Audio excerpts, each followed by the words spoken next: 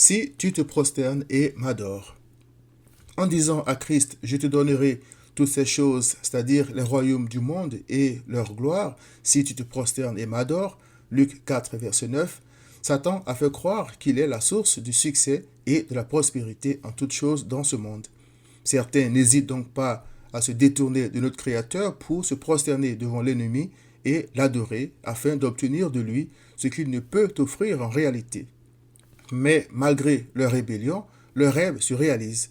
Il est écrit, rien ne les tourmente jusqu'à leur mort, et leur corps est chargé d'embonpoint.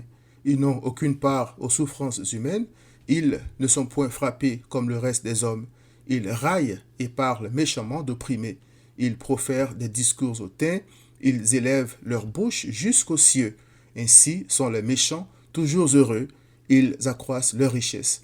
Psaume 73, versets 4 à 12.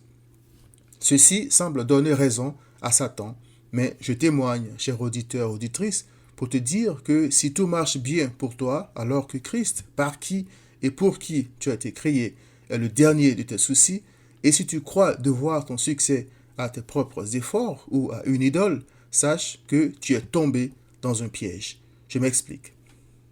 À propos de Satan, Christ a dit, il a été meurtrier dès le commencement et il ne se tient pas dans la vérité parce qu'il n'y a pas de vérité en lui, car il est menteur et le père du mensonge.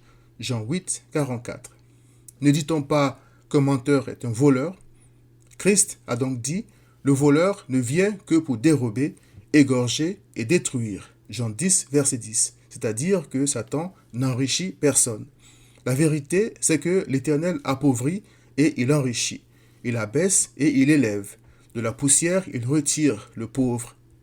Du fumier, il relève l'indigent pour les faire asseoir avec les grands et il leur donne en partage un trône de gloire, c'est-à-dire celui de Christ.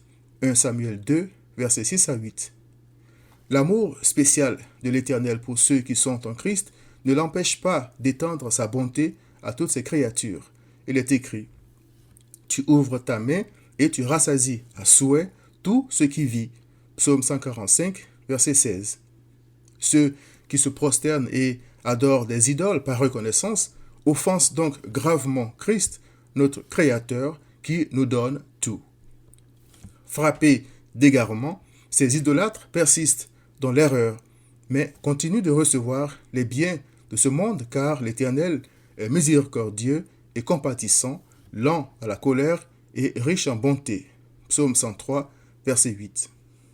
Comme beaucoup de croyants, le psalmiste a cru à une injustice de la part de l'Éternel envers ses brebis qui souffrent. Il a dit, c'est donc en vain que j'ai purifié mon cœur et que j'ai lavé mes mains dans l'innocence.